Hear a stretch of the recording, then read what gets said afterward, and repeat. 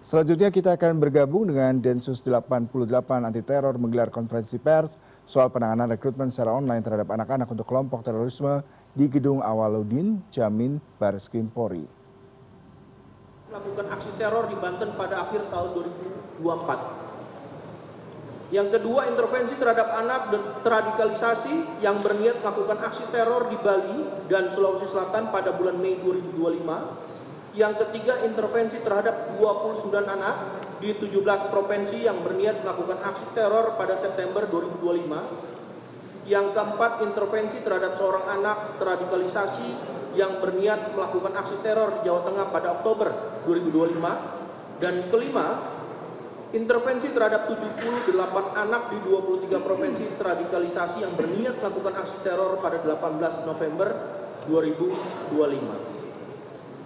Wilayah terbesar meliputi Banten, DKI, Jakarta, Jawa Barat, Jawa Tengah, dan Jawa Timur. Adapun modus penyebaran propaganda dilakukan secara bertahap. Propaganda pada awalnya didiseminasi melalui platform yang lebih terbuka seperti FB, Instagram, dan game online. Kemudian setelahnya mereka yang dianggap target potensial akan dihubungi secara pribadi atau japri melalui platform yang lebih tertutup seperti WhatsApp atau Telegram. Propaganda didiseminasi dengan menggunakan video pendek, animasi, meme, serta musik yang dikemas menarik untuk membangun kedekatan emosional dan memicu ketertarikan ideologis. Maka dari hasil asesmen, kerentanan anak dipengaruhi oleh sejumlah faktor sosial. Seperti apa? Di antaranya adalah bullying, dalam status sosial broken home, dalam keluarga, kemudian kurang perhatian keluarga, pencarian identitas jati diri, marginalisasi sosial, serta minimnya kemampuan literasi digital dan pemahaman agama. Salah satu kasus menonjol adalah peristiwa pengeboman kita ketahui, kejadian yang ada di SMA Negeri 72 Jakarta Utara pada 7 November 2025 yang lalu, yang melibatkan anak. Meskipun fenomena tersebut berbeda dengan radikalisasi online, di mana pelaku melakukan aksi karena menjadi korban bullying dari rekannya dan meniru pelaku penembakan massal di luar negeri sebagai metode untuk melakukan aksi balas dendam dan bukan melakukan aksi karena keyakinan atas salah satu paham atau ideologi. Maka itu berdasarkan evaluasi penanganan, Polri merekomendasikan 4 langkah utama. Pertama, kajian regulasi terkait pembatasan dan pengawasan pemanfaatan media sosial untuk anak di bawah umur. Kedua, pembentukan tim terpadu lintas kementerian atau lembaga untuk deteksi dini, edukasi, intervensi pencegahan, penegakan hukum, pendampingan psikologis, serta pengawasan pasca intervensi. Ketiga, penyusunan standar operating prosedur teknis bagi seluruh stakeholder agar penanganan dilakukan secara cepat, seragam, dan sesuai pada mandat topoksi pada masing-masing institusi. Keempat, meminta agar seluruh elemen masyarakat, baik orang tua, guru, dan semua pihak, bahkan seluruh stakeholder peduli terhadap fenomena ini agar dapat turut serta dalam menghentikan mata rantai rekrutmen online tersebut. Polri menegaskan komitmen untuk melindungi anak-anak Indonesia beserta seluruh kementerian dan lembaga dan BNPT, KPAI dan LPSK serta seluruh kementerian stakeholder terkait terhadap dari ancaman radikalisasi, eksploitasi ideologi maupun kekerasan digital untuk melindungi anak-anak Indonesia serta terus bekerja sama dengan seluruh unsur pemerintah serta masyarakat. Demikian rekan-rekan yang bisa kami sampaikan. Untuk selanjutnya pada session berikutnya dari kementerian dan dipimpin oleh Pak Kepala BNPT Kami persilakan, kemungkinan ada yang disampaikan atau teman-teman akan menanyakan, nanti kami berikan sesi berikutnya. Kami persilakan kepada Kepala BNPT. Terima kasih. Terima kasih. Assalamualaikum warahmatullahi wabarakatuh. Salam sejahtera buat kita semua. Om Swastiastu, Namo Buddhaya, salam kebajikan. Pertama-tama kami terima kasih kehadiran rekan-rekan media. Untuk hari ini kami hadir untuk melaksanakan konferensi pers tentang penanganan rekrutmen secara online terhadap anak-anak oleh kelompok terorisme. Kami hadir di sini lengkap karena ini merupakan amanat daripada undang-undang yang juga astacita Bapak Presiden Bapak Prabowo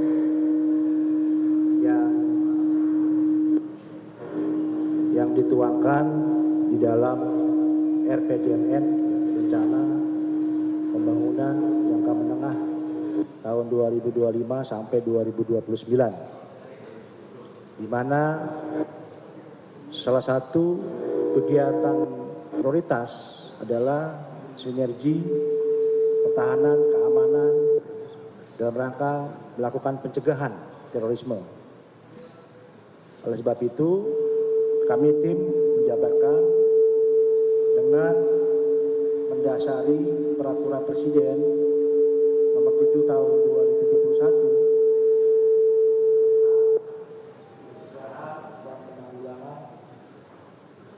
ekstremisme berbasis kekerasan yang mengarah kepada terorisme.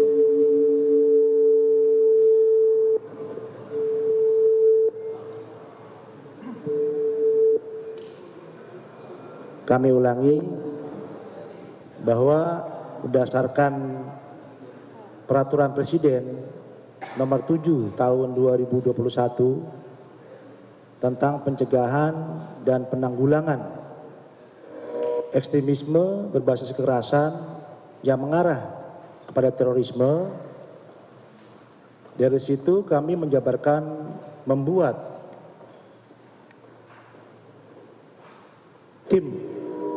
tim koordinasi nasional pelindungan khusus terhadap anak korban terorisme, di mana juga kami juga membuat pedoman mekanisme koordinasi penanganan terhadap anak menjadi korban terorisme.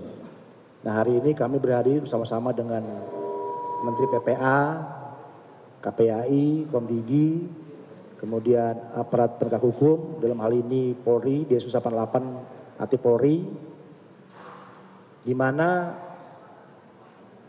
dengan pendekatan multisektor fokus terhadap faktor-faktor kegiatan pencegahan, kemudian rehabilitasi dan pelindungan.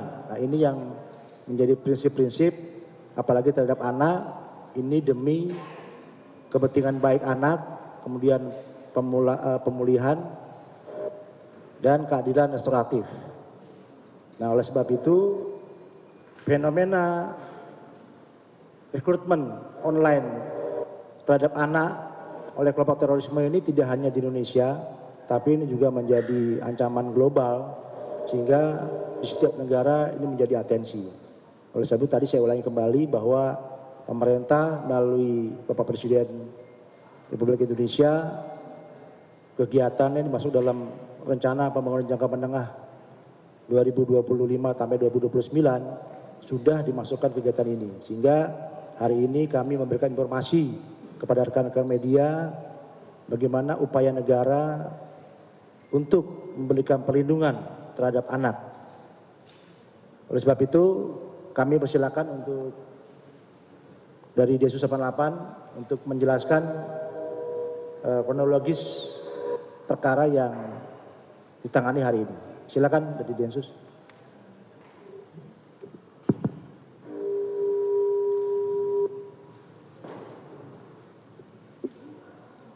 Baik, terima kasih. Assalamualaikum warahmatullahi wabarakatuh. Yang terhormat Bapak Kepala BNPT, dari Kementerian Koordinator Bidang Politik dan Keamanan, Kementerian Sosial, Kementerian Komunikasi dan Digital, kemudian Ibu Ketua Kementerian PPPA, Ketua KPAI, Komisioner KPAI, serta LPSK, dan rekan-rekan sekalian, jurnalis dari seluruh media yang hadir pada siang hari ini. Baik, kami membenarkan statement dari Bapak Kepala BNPT dan Bapak Karopenmas bahwa pada tahun ini Densus 88 melakukan penegakan hukum terhadap kurang lebih 5 orang dewasa yang berusaha melakukan rekrutmen terhadap anak-anak dan pelajar, ya, kaitannya dengan jaringan terorisme. Jadi dalam setahun ini ada 5 tersangka yang sudah diamankan oleh Densus 88 dengan 3 kali penegakan hukum, ya, dari akhir Desember 2024 hingga kemarin hari Senin tanggal 17 November 2025. Untuk saat ini terhadap tersangka dilakukan proses hukum, kemudian terhadap anak-anak atau pelajar yang kami identifikasi bahwa mereka sebagai korban rekrutmen. Di sini kami bekerja sama dengan PPA, kemudian Kementerian Sosial, berbagai stakeholder yang ada baik di pusat maupun di daerah.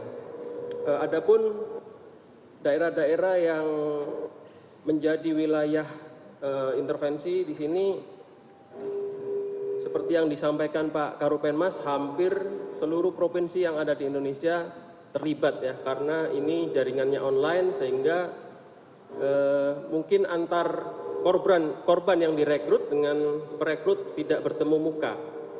Nah, di sini Densus 88 menyimpulkan bahwa ada tren yang tidak biasa dari tahun ke tahun, di mana pada tahun 2011 hingga 2017 itu Densus 88 mengamankan kurang lebih 17 anak, ya, dan ini dilakukan berbagai tindakan, tidak hanya penegakan hukum tetapi juga ada proses pembinaan. Namun pada tahun ini, di tahun 2025 sendiri, seperti tadi disampaikan oleh Pak Karopenmas, kurang lebih dari 110 yang saat ini sedang teridentifikasi. Jadi artinya kita bisa sama-sama menyimpulkan bahwa ada proses yang sangat masif sekali rekrutmen yang dilakukan melalui media daring. Kurang lebih itu sedikit yang bisa kami sampaikan. Pesan kami kepada seluruh orang tua, pihak sekolah, dan seluruh elemen yang terlibat atau yang bertanggung jawab terhadap mindset daripada anak-anak kita selalu melakukan upaya kontrol, melakukan upaya deteksi, berawal dari rumah tangga, berawal dari rumah, itu yang paling efektif, ya, untuk melakukan pencegahan. Adapun pemerintah, teman-teman bisa lihat pada siang hari ini, kita semua berkolaborasi untuk membuat langkah-langkah supaya ke depan permasalahan ini bisa segera tersolusikan. Demikian dari kami, terima kasih. Assalamualaikum warahmatullahi wabarakatuh. Terima kasih kepada Densus 88 AT Polri. Kesempatan berikutnya kami berikan kepada Kementerian Pemberdayaan Perempuan dan Perlindungan Anak Republik Indonesia. Silakan. Ya, jangan kemana-mana, CNN Indonesia News akan kembali dengan beragam informasi menarik lainnya usai jeda. Tetaplah bersama kami.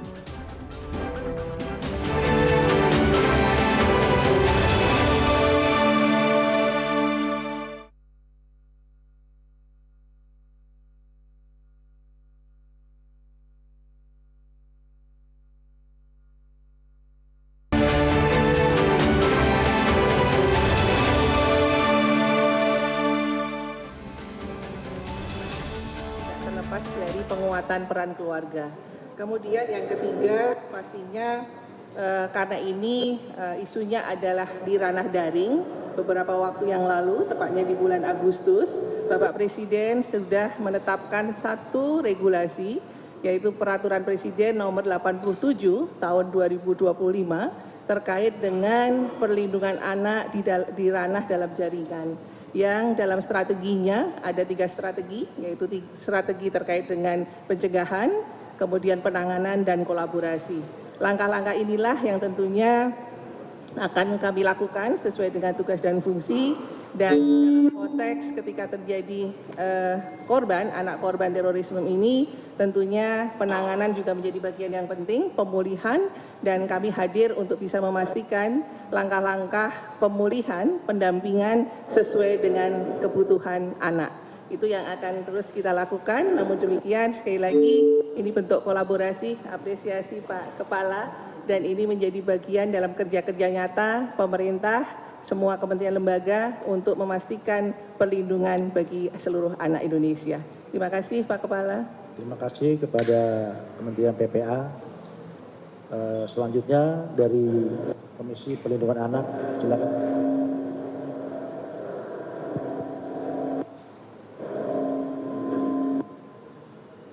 Terima kasih Bapak Kepala BNPT.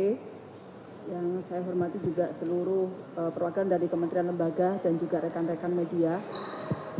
Kami dari KPAI tentu pertama-tama menyampaikan apresiasi atas keberhasilan dari Densus 88 Polri dengan beberapa stakeholder lain terkait, BNPT dan lain sebagainya, yang telah berhasil mengungkap terkait dengan adanya anak-anak yang direkrut, yang kemudian dipapar dan diinfiltrasi terkait dengan radikalisme, ekstremisme, dan juga kekerasan gitu ya. Yang ini dilakukan melalui media online dan yang telah dilakukan dari sejak tahun 2024 sampai tahun 2025 dengan beberapa kondisi yang tadi sudah disampaikan, lebih dari 110 anak dan lain sebagainya yang tersebar di sekitar 26 provinsi dan lain sebagainya.